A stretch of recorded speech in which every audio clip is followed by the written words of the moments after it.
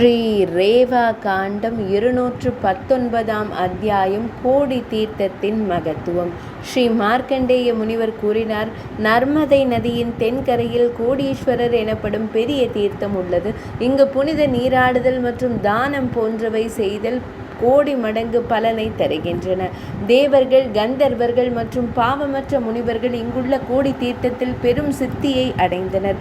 இது பூமியில் அடைய அரிதான ஒன்றாகும். கோடீஸ்வரர் எனப்படும் மகாதேவர் அங்கு பிரதிஷ்டை செய்யப்பட்டுள்ளார்.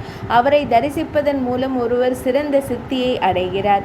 மேன்மை மிகு அரசனே, அங்கே செய்யப்படும் மங்களகரமான அல்லது அமங்கலகரமான எதுவாக இருந்தாலும் அது 1 கோடி மடங்கு பலனை, அதாவது சிறந்த பலனை தரும்.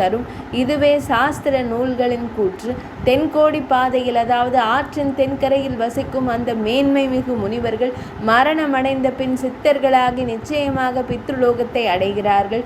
மேலும் வடகரையில் வசிக்கும் அந்த மேன்மை மிகு முனிவர்கள் ஏற்கனவே தேவலோகத்திற்கு சென்று விட்டனர். 219 அத்தியாயம் இனிதே நிறைவடைந்தது.